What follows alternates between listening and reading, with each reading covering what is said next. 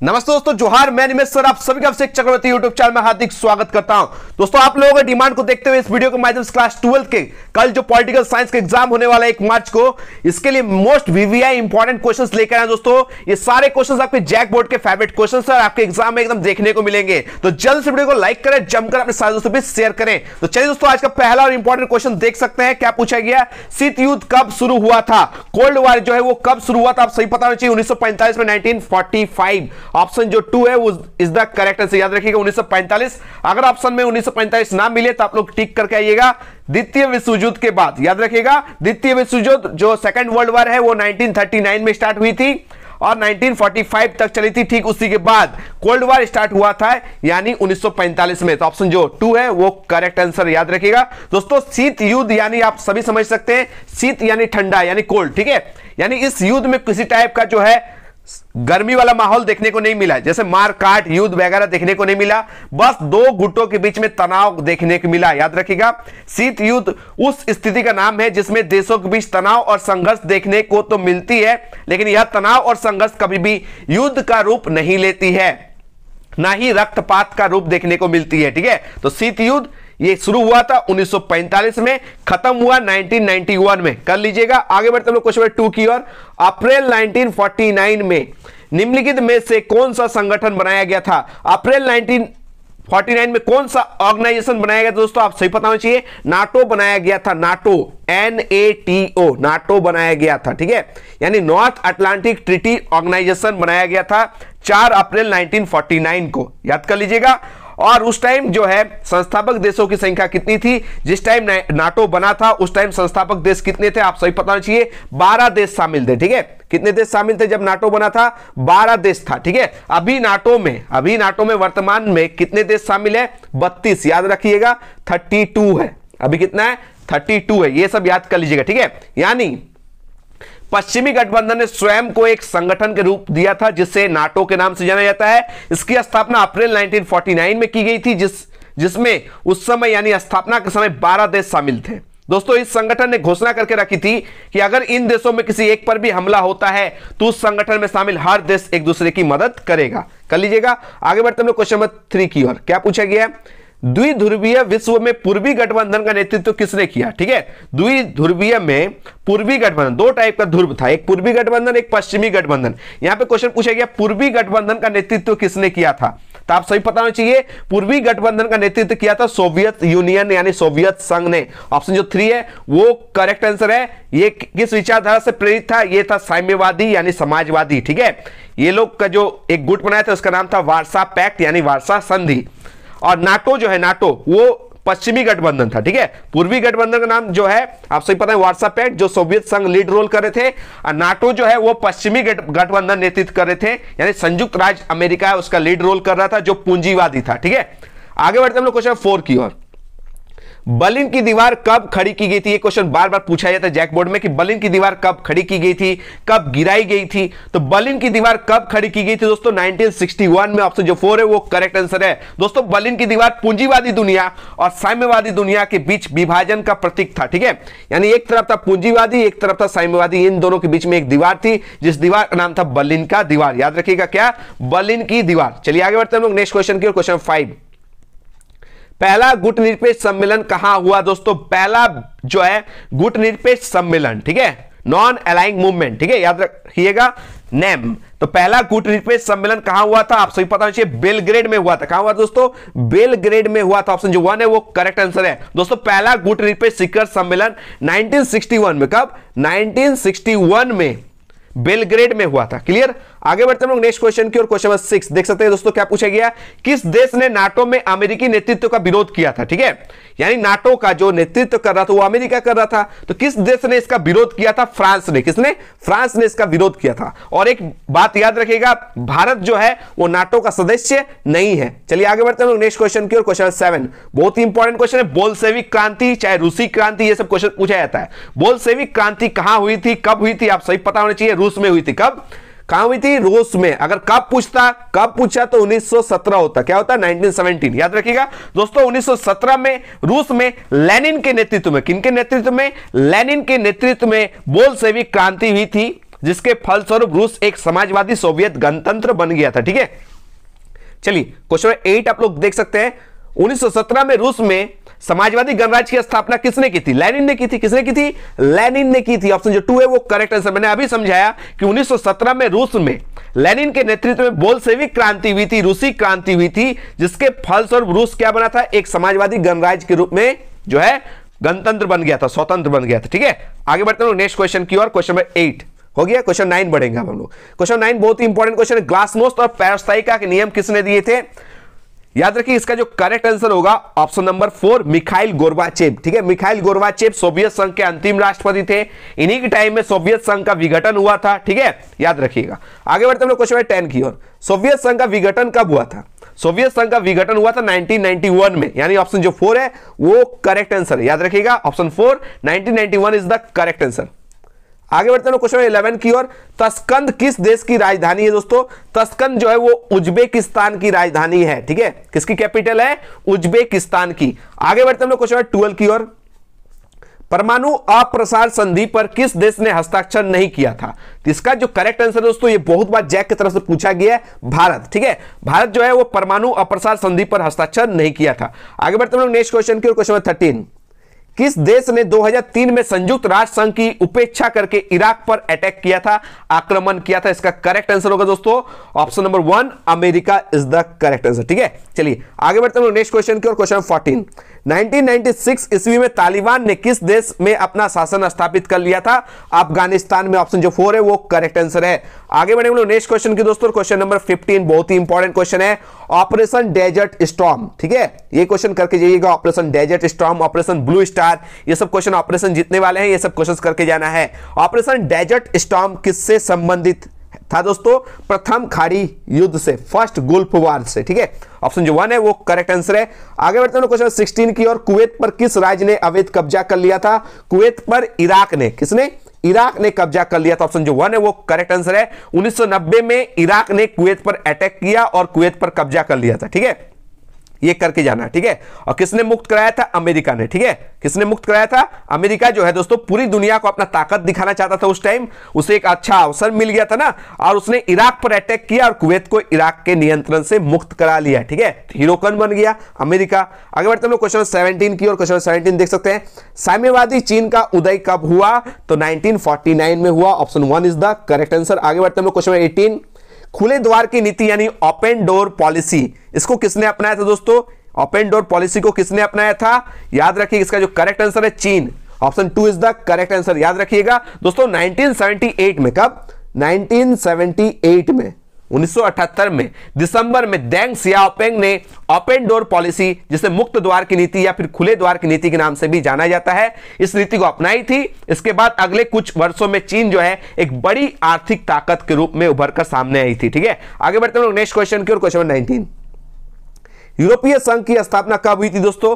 यूरोपीय संघ की स्थापना याद रखिए दोस्तों, इसका करेक्ट आंसर हो जाएगा 1992। ठीक है, अगर ऑप्शन में 1992 ना दिखे तो आप लोग टिक करके आइएगा 1993 जो एकदम करेक्ट आंसर है। ठीक है, 1993 जो है एकदम परफेक्ट है। 1 नवंबर 1993 को मास्ट्रिच में हुई थी। याद रखिएगा यूरोपीय संघ की स्थापना 1 नवंबर 1993 को मास्ट्रिच यानी नीदरलैंड में हुई थी। ठीक है, अगर आपसे यूरोपीय संघ का मुख्यालय यानी हेडक्वार्टर पूछे तो ब्रुसेल्स याद रखिएगा। ठीक है, ब्रुसेल्स बेल्जियम की राजधानी है। ठीक है, आगे बढ़ते हैं क्वेश्चन 20 की ओर।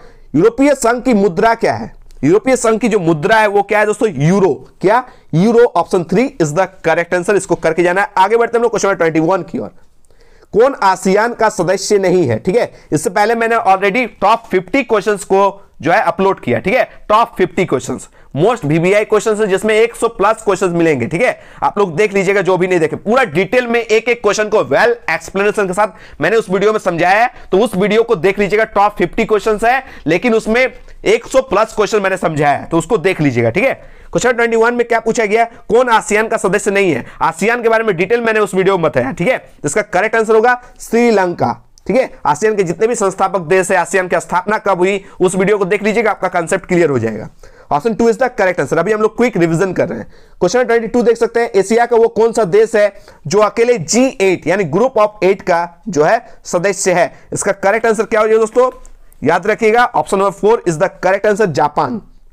क्या हो जाएगा, Japan is the correct answer. ठीक है, ग्रुप ऑफ 8 G8 की स्थापना 1975 में फ्रांस के द्वारा की गई थी। किनके द्वारा, फ्रांस के द्वारा की गई थी। आगे बढ़ते हैं क्वेश्चन 23 की और देख सकते हैं क्या पूछा गया, किस पड़ोसी देश के साथ भारत ने 1962 में वार यानी युद्ध लड़ा था। किसके साथ दोस्तों, किस पड़ोसी देश के साथ, चीन के साथ लड़ा था। किसके साथ लड़ा था, चीन के साथ लड़ा था दोस्तों। भारत चीन युद्ध सन 1962 ईस्वी में हुआ था। उस समय भारत का प्रधानमंत्री पंडित जवाहरलाल नेहरू थे। यह भी करके जाइएगा। आगे बढ़ते हम लोग नेक्स्ट क्वेश्चन की, क्वेश्चन नंबर 24, दक्षेस का मुख्यालय, दक्षेस का नाम दोस्तों सार्क, याद रखिएगा सार्क, SAARC। ठीक है, सार्क याद रखिएगा, the south Asian association for regional cooperation. ठीक है, सार्क यानी दक्षेस की स्थापना 8 दिसंबर 1985 को की गई थी। इसका मुख्यालय नेपाल यानी काठमांडू में। कहां है दोस्तों, काठमांडू यानी नेपाल में है। ठीक है, जब ये सार्क बना था तब उसमें 7 देश था। ठीक है, जब सार्क बना था तब उसमें 7 देश था, लेकिन अभी वर्तमान में इसका एक संख्या बढ़ गया, यानी अभी वर्तमान में सदस्य देशों की संख्या 8 है। और 8वां देश आप सही पता होना चाहिए, कमेंट में जरूर बताइएगा। ठीक है, तो दक्षिण का मुख्यालय कहां है दोस्तों, काठमांडू में। कहां है दोस्तों, काठमांडू में है। इसको करके जाना है। ठीक है, option 3 is the correct answer, जो नेपाल में। ठीक है, आगे बढ़ेंगे नेक्स्ट क्वेश्चन की दोस्तों, क्वेश्चन नंबर 25 बहुत ही इंपॉर्टेंट क्वेश्चन है। तस्कन समझौता कब हुआ था। ये जो तस्कन समझौता है ये हुआ था 10 जनवरी 1966। Option 1 is the correct answer. ठीक है, तस्कन समझौता भारत और पाकिस्तान के बीच 10 जनवरी 1966 को भारतीय प्रधानमंत्री लाल बहादुर शास्त्री और पाकिस्तान के प्रधानमंत्री आयूब खान के बीच में हुई थी। ठीक है, किनके बीच में हुई थी, भारतीय प्रधानमंत्री लाल बहादुर शास्त्री और पाकिस्तान के प्रधानमंत्री आयूब खान के बीच में हुई थी। आगे बढ़ते हैं लोग नेक्स्ट क्वेश्चन की दोस्तों, क्वेश्चन नंबर 26, कोलंबो में राजीव जयवर्धने समझौता पर हस्ताक्षर कब हुआ था। 1987 में हुआ था। कब हुआ था दोस्तों, 1987 में। Option 3 is the correct answer. आगे बढ़ते हैं लोग नेक्स्ट क्वेश्चन की, क्वेश्चन नंबर 27, भारत से शांति सेना श्रीलंका कब भेजी गई थी। इसका भी करेक्ट आंसर होगा दोस्तों 1987। ठीक है, चलिए आगे बढ़ते हैं नेक्स्ट क्वेश्चन की, क्वेश्चन नंबर 28, लिट्टे। ठीक है, याद रखिएगा लिट्टे, LTTE, इसको बोलते हैं लिट्टे। इसका फुल फॉर्म होता है the liberation tigers of Tamil इलम। याद रखिएगा, the liberation tigers of Tamil इलम, इसको लिट्टे कहते हैं। ठीक है, तो यहां पर क्वेश्चन पूछे गए लिट्टे जो है कहां का एक उग्रवादी संगठन, तो आप सभी पता होना चाहिए। इसका जो करेक्ट आंसर होगा दोस्तों Sri Lanka, option 2 is the correct answer. ठीक है, कहां का एक उग्रवादी संगठन है, श्रीलंका का। आगे बढ़ते हैं क्वेश्चन 29 की और क्या पूछा गया, दक्षिण एशियाई देशों में सैनिक शासन सबसे पहले किस देश में स्थापित हुआ। सैनिक शासन समझ सकते हैं, पाकिस्तान में। कहां, पाकिस्तान में। Option 1 is the correct answer. ठीक है, सैनिक शासन सबसे पहले पाकिस्तान में स्थापित हुआ था। ठीक है, आगे बढ़ते हैं क्वेश्चन 30 की और क्या पूछा गया, शेख मुजीबुर रहमान किस देश के प्रधानमंत्री थे। बहुत ही इंपॉर्टेंट क्वेश्चन दोस्तों, शेख मुजीबुर रहमान किस देश के प्रधानमंत्री थे। ये आप लोग को करके जाना है, बांग्लादेश। याद करिएगा, Bangladesh, option 2 is the correct answer. ठीक है, बांग्लादेश। ठीक है, बांग्लादेश के संस्थापक नेता थे, बांग्लादेश के प्रथम राष्ट्रपति थे, बांग्लादेश का जनक भी इन्हें कहा जाता है। याद रखिएगा, बंगबंधु के नाम से जाना जाता है, बंगबंधु के नाम से भी शेख मुजीबुर रहमान को जाना जाता है। तो याद रखिएगा, ये जो बांग्लादेश के संस्थापक भी माने जाते हैं, बांग्लादेश के जनक भी माने जाते हैं, बांग्लादेश के प्रथम राष्ट्रपति भी माने जाते हैं। ठीक है, और बांग्लादेश के प्रधानमंत्री भी थे। तो ये जो शेख मुजीबुर रहमान है वो बांग्लादेश से रिलेटेड है। ठीक है, तो ऑप्शन 2 जो है वो करेक्ट आंसर है। आगे बढ़े हम लोग नेक्स्ट क्वेश्चन की ओर दोस्तों, क्वेश्चन नंबर 31, कौन सी रेखा भारत और बांग्लादेश के बीच, कौन सी रेखा भारत और बांग्लादेश के बीच, ठीक है याद रखिएगा, भारत और बांग्लादेश के बीच सीमा निर्धारण करता है। कौन सी रेखा भारत और बांग्लादेश के बीच सीमा निर्धारण करता है दोस्तों, तो रेड क्लिफ लाइन। याद रखिएगा, red Cliff line is the correct answer, option 3 is the correct answer. चलिए आगे बढ़ते हैं हम लोग नेक्स्ट क्वेश्चन की ओर, क्वेश्चन नंबर 32, सार्क का प्रथम शिखर सम्मेलन कहां हुआ था। तो सार्क का प्रथम शिखर सम्मेलन हुआ था ढाका में। कहां, जो बांग्लादेश की राजधानी है ढाका। ठीक है दोस्तों, सार्क का प्रथम शिखर सम्मेलन 1985 में, कब, 1985 में, 1985 में बांग्लादेश की राजधानी ढाका में हुआ था। आगे बढ़ते हैं हम लोग नेक्स्ट क्वेश्चन की ओर दोस्तों, क्वेश्चन नंबर 33, क्या पूछा गया दोस्तों, संयुक्त राष्ट्र संघ की स्थापना कब हुई थी। कब हुई दोस्तों, 24 अक्टूबर 1945। 24 अक्टूबर 1945 आपको दिखाई दे रही है, option number 3 is the correct answer. ठीक है दोस्तों, संयुक्त राष्ट्र संघ की स्थापना 24 अक्टूबर 1945 को हुई थी। ये सब करके जाना है। अभी वर्तमान में संयुक्त राष्ट्र संघ में कितने देश है ये आप लोग बताइएगा, ठीक है। सदस्य देशों की संख्या कितनी है ये आप लोग बताइएगा। संयुक्त राष्ट्र संघ का मुख्यालय न्यूयॉर्क शहर में स्थित है। कहां? न्यूयॉर्क शहर में स्थित है। इसका भवन जो है 17 एकड़ जमीन पर 39 मंजिला, ठीक है, 39 मंजिला का है, यानी 39, जो मैनहट्टन द्वीप में बना है, ठीक है। चलिए आगे बढ़ेंगे नेक्स्ट क्वेश्चन की ओर। दोस्तों देख सकते हैं क्वेश्चन नंबर 34 में क्या पूछा गया, अंतरराष्ट्रीय न्यायालय जो है वो कहां अवस्थित है, ये आपसे क्वेश्चन पूछा गया। हेग में। कहां है दोस्तों? हेग। ऑप्शन जो 4 है वो करेक्ट आंसर है। दोस्तों अगर ऑप्शन में हेग ना रहे तो नीदरलैंड टिक कर कहिएगा। क्या? नीदरलैंड, क्योंकि हेग जो है वो नीदरलैंड में है, ठीक है। अंतरराष्ट्रीय न्यायालय में न्यायाधीशों की संख्या कितनी होती है? 15 रखी गई है। इसकी जो नियुक्ति होती है वो 9 वर्षों के लिए होती है, याद रखिएगा। अगर आपसे क्वेश्चन पूछा जाए कि अंतरराष्ट्रीय न्यायालय में न्यायाधीशों की संख्या कितनी है? 15। कितनी रखी गई है? 15 रखी गई है, 15, और इसकी नियुक्ति 9 वर्षों के लिए होती है। आगे बढ़ते हम लोग नेक्स्ट क्वेश्चन की ओर। क्वेश्चन 35, विश्व व्यापार संगठन, ठीक है, विश्व व्यापार संगठन जो है इसका कार्यालय कहां है दोस्तों? इसका कार्यालय कहां है? इसका करेक्ट आंसर होगा दोस्तों ऑप्शन नंबर 3, जेनेवा में। कहां है दोस्तों? जेनेवा में। Option 3 is the correct answer, ठीक है।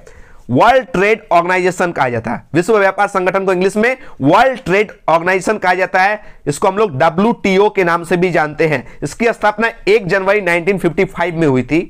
इसका मुख्यालय कहां है? जेनेवा में है। कहां? जेनेवा। और जेनेवा कहां है दोस्तों? स्विट्जरलैंड में, ठीक है। आगे बढ़ते हैं नेक्स्ट क्वेश्चन की ओर। क्वेश्चन 36, विश्व व्यापार संगठन की स्थापना कब हुई थी? तो कब हुई थी दोस्तों? ये क्वेश्चन 36 में पूछा गया, विश्व व्यापार संगठन की स्थापना कब हुई थी? तो इसका करेक्ट आंसर क्या हो जाएगा दोस्तों? 1995 में। कब? 1995, 1 जनवरी 1995, जो मैंने अभी जस्ट समझाया आप सभी को। चलिए आगे बढ़ते हैं नेक्स्ट क्वेश्चन की ओर। क्वेश्चन 37, सुरक्षा परिषद में कितने अस्थायी सदस्य होते हैं? देखिएगा, सुरक्षा परिषद जो है दोस्तों उसमें 2 टाइप के सदस्य मिलते हैं, एक अस्थायी और एक अस्थायी, ठीक है, एक परमानेंट और एक नॉन परमानेंट। तो यहां पर आपसे नॉन परमानेंट पूछा है। क्या पूछा है? Non permanent. तो याद रखिएगा इसका करेक्ट आंसर होगा 10, यानी option 3 is the correct answer, ठीक है। अगर आपसे अस्थायी पूछता तो 5, कितना? 5 जो है वो सुरक्षा परिषद के 5 अस्थायी सदस्य का नाम मैंने आज के वीडियो में अच्छे से ट्रिक के माध्यम से समझाया था। रूस का फेस, रूस से हो जाएगा रसिया, फेस FACE, F4 हो जाएगा फ्रांस, A4 हो जाएगा अमेरिका, C4 हो जाएगा चाइना और E4 हो जाएगा इंग्लैंड। ये 5 जो है सुरक्षा परिषद के अस्थायी सदस्य है जिन्हें वीटो शक्ति जो है प्राप्त है, वीटो पावर, ठीक है, जिसे निषेधाधिकार के नाम से जाना जाता है। आगे बढ़ते हैं हम लोग क्वेश्चन 38, निम्न में कौन सुरक्षा परिषद का अस्थायी सदस्य नहीं है? अभी मैंने बताया रूस का फेस, रूस आ जाएगा फेस FACE, यानी फ्रांस, अमेरिका, चीन और इंग्लैंड। तो अमेरिका भी होगा, चीन भी होगा। नहीं कौन है दोस्तों? वो हो जाएगा इजराइल। तो ऑप्शन जो 4 है वो करेक्ट आंसर है, Israel is the correct answer, याद कर लीजिएगा, ठीक है। चलिए आगे बढ़ते हम लोग नेक्स्ट क्वेश्चन की ओर। क्वेश्चन 39, एमनेस्टी इंटरनेशनल का संबंध किससे दोस्तों? एमनेस्टी इंटरनेशनल का संबंध किससे है? मानवाधिकार से, ह्यूमन राइट्स से। Option 3 is the correct answer. दोस्तों आप लोग के लिए एक क्वेश्चन है, विश्व मानवाधिकार दिवस यानी वर्ल्ड ह्यूमन राइट्स डे हम लोग कब मनाते हैं? बहुत ही इंपॉर्टेंट क्वेश्चन है, इसका करेक्ट आंसर आप लोग ऑप्शन में दीजिएगा, ठीक है, कमेंट बॉक्स में। आगे बढ़ते हैं दोस्तों आज का लास्ट और अंतिम क्वेश्चन, क्वेश्चन नंबर 40, नई आर्थिक नीति किस भारतीय प्रधानमंत्री के समय में लागू हुई थी? प्रधानमंत्री पूछा गया, ठीक है। तो याद रखिएगा PV Narasimha Rao is the correct answer. क्या? PV Narasimha Rao is the correct answer, option 1 is the correct answer, ठीक है। दोस्तों नई आर्थिक नीति के समय PV नरसिम्हा राव भारत के प्रधानमंत्री थे, जबकि डॉक्टर मनमोहन सिंह वित्त मंत्री थे, फाइनेंस मिनिस्टर थे, ठीक है। तो आशा करता दोस्तों ये आप लोग का जो है ये सारे 40 इंपॉर्टेंट क्वेश्चंस जो है आप लोग को समझ में आ गया होगा। तो इस वीडियो को लाइक कीजिए, जमकर अपने सारे दोस्तों के बीच शेयर कीजिए, ठीक है। और भी लगातार वीडियोस अपलोड होने वाली है, नोटिफिकेशन आए ना आए आप लोग चैनल पर विजिट करते रहिएगा। आज रात भर आप लोग के लिए मेहनत करने के लिए मैं तैयार हूं, ठीक है। इस वीडियो को लाइक कीजिए, कम से कम 1000+ लाइक कीजिएगा और अपने सारे दोस्तों के बीच शेयर कीजिएगा। मिलते हैं दोस्तों एक नया वीडियो के साथ, तब तक धन्यवाद, जय हिंद, वंदे मातरम।